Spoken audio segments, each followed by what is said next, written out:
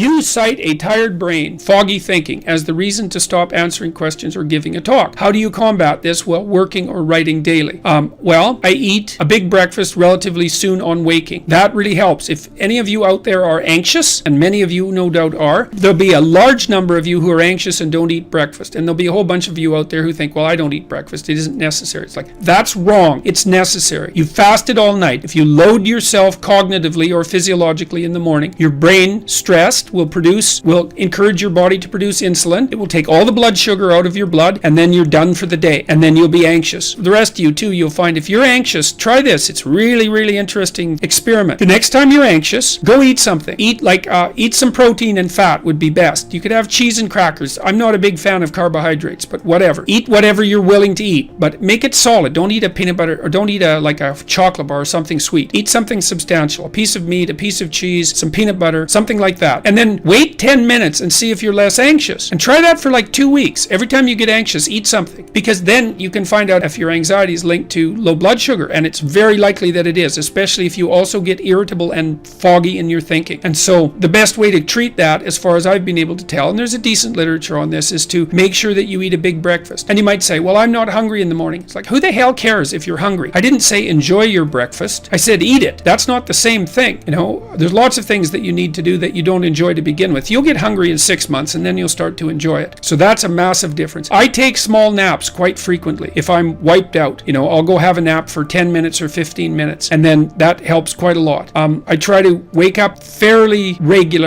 a fairly regular schedule. That's another thing I would really recommend for people whose lives are in disarray and who are anxious. Fix your wake time.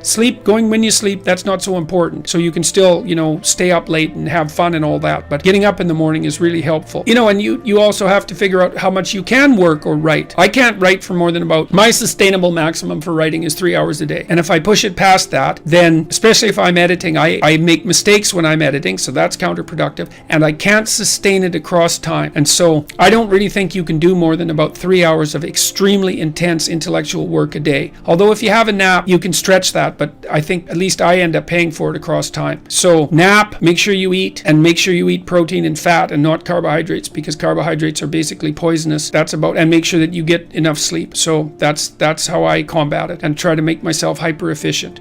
I was talking to my agents at CAA, Creative Artists Agency in LA, and I just hired a publicist too to help me manage media in a more intelligent manner. And we're trying to think about our overarching philosophy, and I first proposed to the CAA guys that our overarching philosophy would be something like, because you need an overarching philosophy under which you nest all your specific actions. It was something like to educate as many people as possible in the shortest period of time. Seems like a really good goal. Like, why the hell not do that? But then we broadened that a little bit this week, which was to try to do as much good possible as efficiently as possible. And that efficiency thing is really fun. If you guys who are listening are out for a challenge, like one of the things that I think this heightens the meaning in your life, is to try to do difficult things, right? Aim high. Don't aim so damn high you can't manage it, and make sure you break down your aims into reasonably attainable sub-goals, but you want to aim high, and then you want to see how hyper efficient you can get. That's a great thing to do in your early 20s, is to see, okay, like discipline yourself. You think, okay, how much work can I do if I load myself right to the maximum? How far can I work? How hard can I work until I exhaust myself? And then you back off, obviously, because the optimal amount of working, productive engagement, let's say, is that which is sustainable across decades. So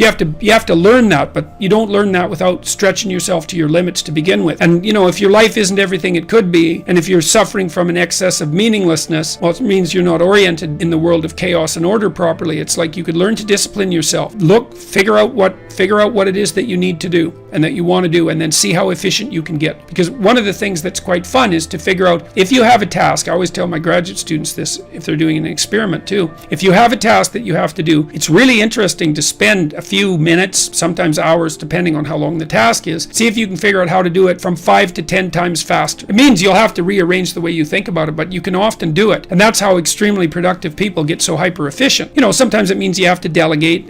Sometimes it means you have to bring other people aboard. That's delegation as well, I suppose. But there's a lot of preconceptions that you hold about who you are and who the world is that you could dispense with, that would make you a way more efficient actor in the world. So that's that.